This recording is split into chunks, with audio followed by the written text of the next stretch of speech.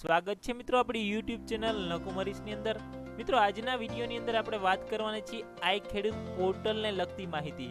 મિત્રો જે યોજનાઓ આવે છે, જે ડિટેલો પડી છે આઈ ખેડૂત પોર્ટલ પર બધી ડિટેલ અવેલેબલ છે, પણ ખેડૂત મિત્રોને ખબર હોતી નથી। તો આ ડિટેલ છે આપણે વિગતવાર આઈ ખેડૂત પોર્ટલને આપણે સમજીએ। વિગતવાર પાર્ટ 1 ની અંદર આપણે અત્યારે જોવાના છીએ કે વિગતવાર કેવી રીતે આઈ ખેડૂતની અંદર યોજનાઓ આવે છે, ધિરાણો આવે છે, જે સહકાર આવે છે, ઠરાવો આવે છે, અરજદારની સુવિધાઓ આવે છે, જે કૃષિને લગતા જે અલગ અલગ કામો આવતા હોય છે, ખેતીને લગતા કામો આવતા હોય, બાગાયતી ખેતી હોય, પશુપાલન ખેતી હોય, કે અમુક જે યોજના હોય, જે પ્રધાનમંત્રી ફસલ વીમા યોજના હોય, તો એમાં કેવી રીતે ફોર્મ ભરવાના હોય, તમારા પ્રતિભાવ છે એ તમને, અને તમારા જે મૂંઝવતા પ્રશ્ન છે મેન તો મિત્રો એ પણ પ્રશ્નનો હાલ પણ આઈ ખેડૂત પોર્ટલ છે મિત્રો તમને આપે છે। આ તમારે પોર્ટલ છે એ તમારા મોબાઈલની અંદર પણ આની વેબસાઇટ ઓપન થઈ જશે ને બધી વસ્તુ છે તમારા મોબાઈલ થ્રુ તમે કરી શકો છો। જો આ વિડીયોની અંદર આઈ ખેડૂત પાર્ટ 1 ની અંદર આપણે ડિટેલની અંદર જોઈએ આઈ ખેડૂત portal part 1। Subscribe now and press the bell icon. Never miss an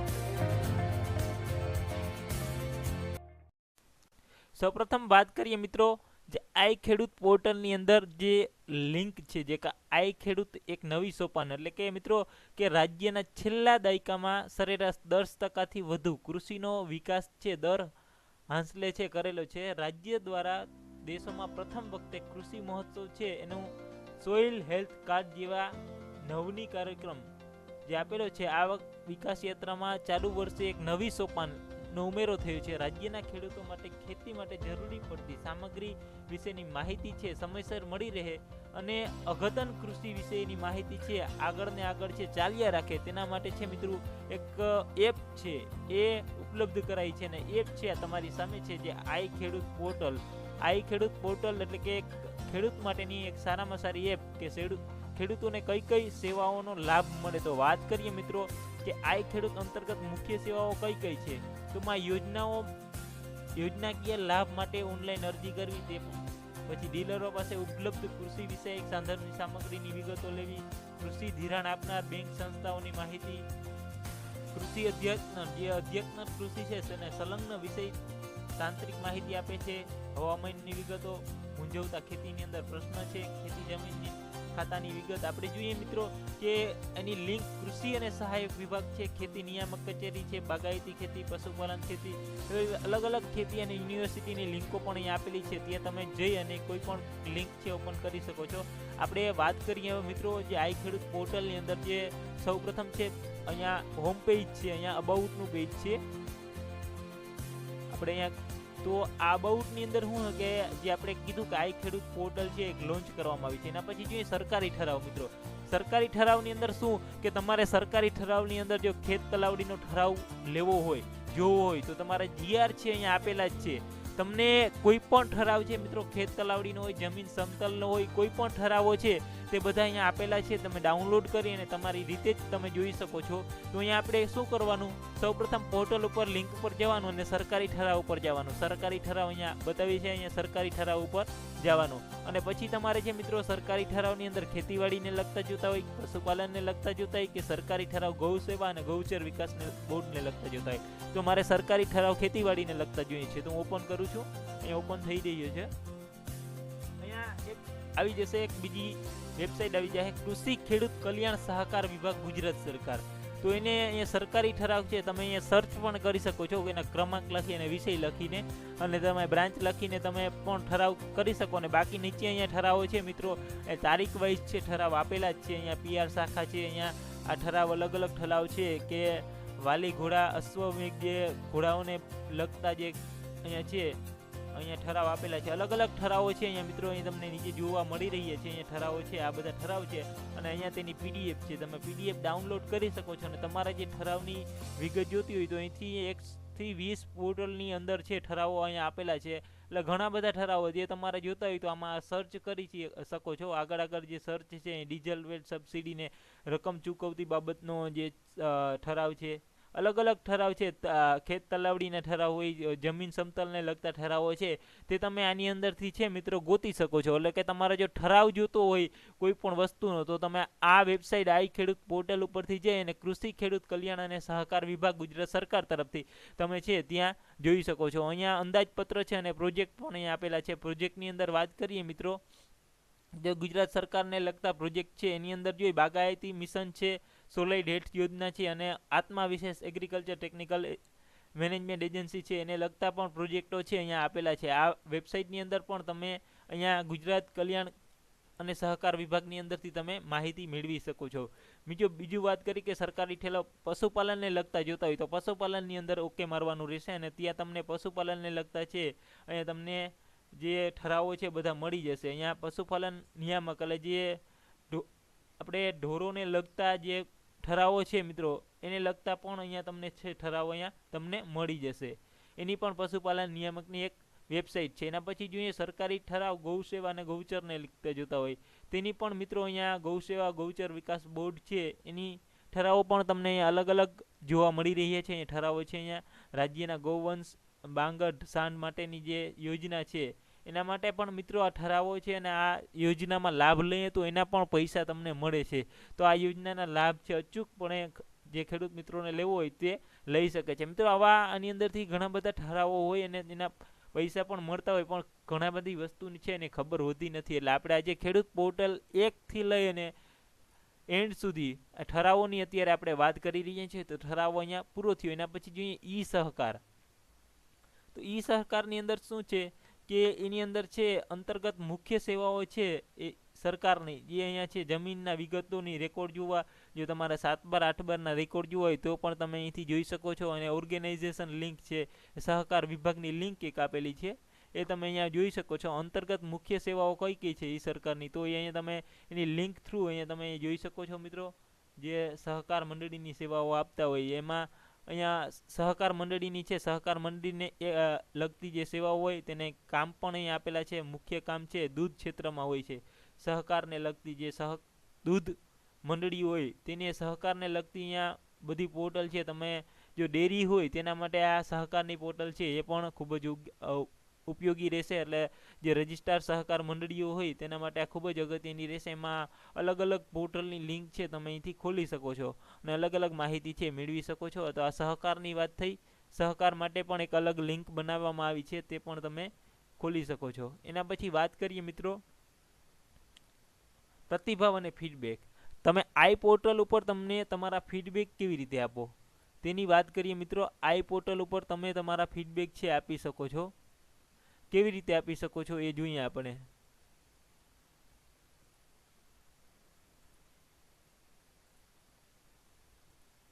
આઈ ખેડૂત ઉપર તમારા પ્રતિભાવ, તમને કઈ પ્રોબ્લેમ થતો હોય તો તમારા પ્રતિભાવ કેવી રીતે આપવાના. તો પ્રતિભાવ માટે આપણે શું કરવાનું, તો અહીંયા તમારો મોબાઈલ નંબર છે ટાઈપ કરી દેવાનો. અહીંયા તમારે છે કેપ્ચા કોડ ભરી દેવાના. ત્યારબાદ આગળ વધો એના ઉપર ક્લિક કરવાનું રહેશે.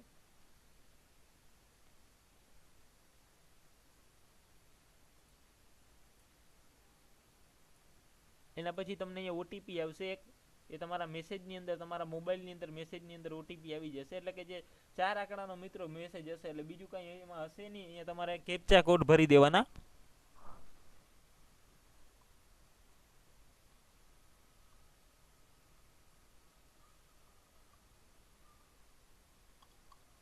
અહીંયા કેપ્ચા કોડ ભરી અને હું છે અહીંયા આગળ વધો ઉપર ક્લિક કરું છું. એટલે તમને મિત્રો આ પ્રકારનું આવી જશે. અહીંયા તમારું નામ છે, તમારું પૂરેપૂરું નામ અહીંયા લખી દેવાનું રહેશે. અહીંયા હું મારું નામ લખી દઉં છું. અહીંયા મારું સરનામું લખી દઉં છું. અહીંયા હું બીજું વધારાનું સરનામું પણ અહીંયા ટાઈપ કરી દઉં છું.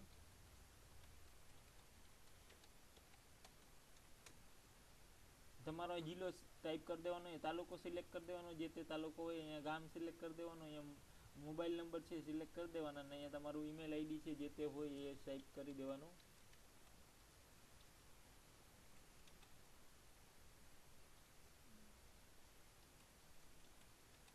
તમારે ટાઈપ કરી દેવાનું રહેશે ને ત્યારબાદ છે આગળ વધો ઉપર ક્લિક કરવાનું રહેશે.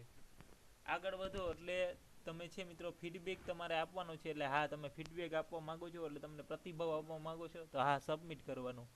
ત્યારબાદ સબમિટ કર્યા બાદ તમે અહીંયા ખેતીવાડી યોજનાને લગતા પ્રતિભાવ આપવા માંગો છો. હા, કેના ઉપર? કે મારે ખેતીવાડી યોજનાની અંદર મને સબસિડી નથી મળી, કે સબસિડીનો લાભ લેવો છે તો કેવી રીતે લાભ લઈ શકું, કે સબસિડી મળી છે તો મને આ સારી રીતે સબસિડી મળી ગઈ છે, પૂરી થઈ ગઈ છે, તો મને ખેતીવાડીની અંદર છે ખેત તલાવડી માટેની સબસિડીની યોજના મળી ગઈ છે, તો મારે એને પ્રતિભાવ આપવાનો છે.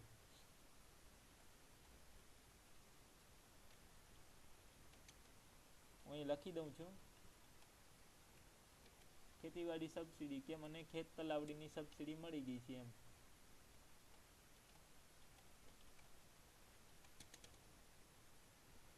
ની સબસિડી, બરાબર.